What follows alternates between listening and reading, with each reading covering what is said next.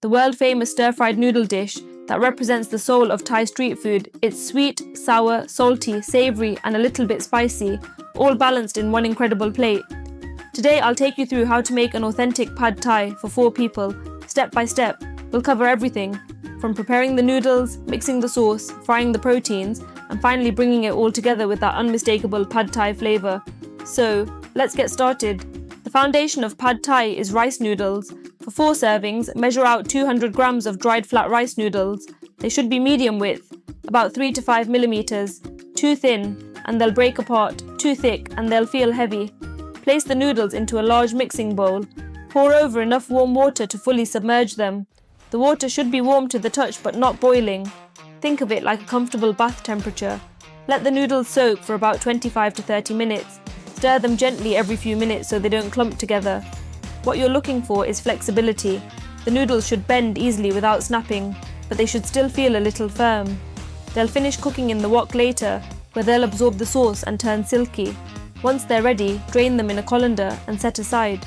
If you leave them sitting too long, they'll stick together, so you can toss them lightly with a drop of oil if needed.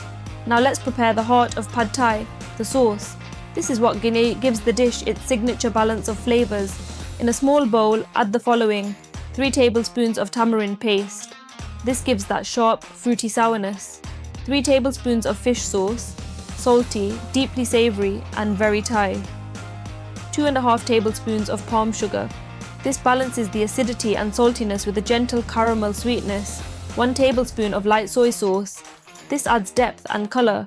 1.5 tablespoons of freshly squeezed lime juice. This brightens everything.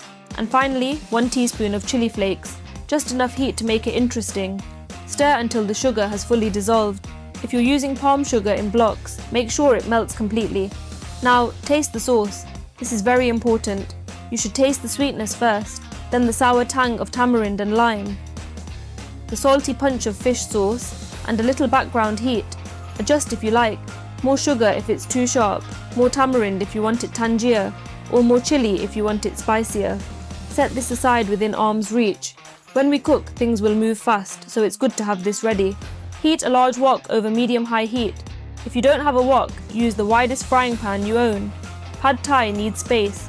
Add about 2.5 tablespoons of vegetable oil. Peanut oil also works beautifully here. When the oil is hot and shimmering, add 2 finely chopped shallots.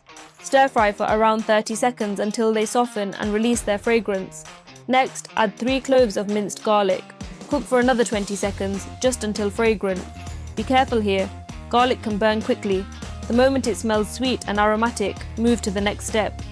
This is your flavour base. That classic Thai street food aroma should already be filling your kitchen. Now let's add the proteins. Start with 150 grams of firm tofu, cut into small cubes. Fry the tofu for 1 to 2 minutes, stirring often until the edges turn golden brown and slightly crispy. Then push the tofu to one side of the wok and add 200 grams of prawns, peeled and deveined. Cook them for about 2 minutes, flipping halfway through. You'll know they're done when they turn pink and opaque all the way through. If you're using chicken instead, cook until no pink remains in the centre, about 3 to 4 minutes. The key is to cook the protein almost fully now, because once the noodles go in, everything happens quickly. Push everything, the tofu and prawns, to one side of the wok, leaving a space in the centre. Pour in 2 lightly beaten eggs into that space. Let them sit undisturbed for about 15 seconds. This allows the base to set slightly. Then, gently scramble the eggs with your spatula until just cooked through but still soft. Mix them back together with the prawns and tofu. Now you've got tender prawns, golden tofu and scrambled eggs all ready to coat the noodles. It's time to bring it all together. Increase the heat to high. Add the soaked noodles straight into the wok. They may look stiff at first, but they'll loosen as they fry. Immediately pour in the pad thai sauce we made earlier. Now toss everything together. Use 2 spatulas or tongs to lift and fold the noodles so they're fully coated. You want the sauce to cling to every strand, giving them that glossy, caramelized look. This will take about 2 to 3 minutes. The noodles should soften completely, turning silky but still with a little bite. If they seem too dry or start sticking, splash in 2 tablespoons of water and keep tossing. This step is where the magic happens. The sauce transforms plain noodles into pad thai. When the noodles are ready, add 100 grams of beansprouts and 3 spring onions cut into strips. Stir everything for just 30 seconds. The heat should soften them slightly, but they should still keep their crunch and brightness. Overcooking here is a mistake. Pad Thai should always have that fresh, crisp bite at the end. As soon as the bean sprouts are slightly wilted, remove the wok from the heat. Divide the noodles between 4 plates or bowls. Sprinkle generously with chopped roasted peanuts for crunch. On the side, add a wedge of lime for squeezing over just before eating. If you like more heat, sprinkle on extra chili flakes. For freshness, you can add a handful of raw bean sprouts or a few coriander leaves. Now you've got a plate of Pad Thai that looks, smells and tastes just like it came from a Thai street food stall. And there it is! Authentic Pad Thai, made from scratch at home. Tender noodles, juicy prawns, crisp vegetables and that sauce. Perfectly balanced between sweet, sour, salty and spicy.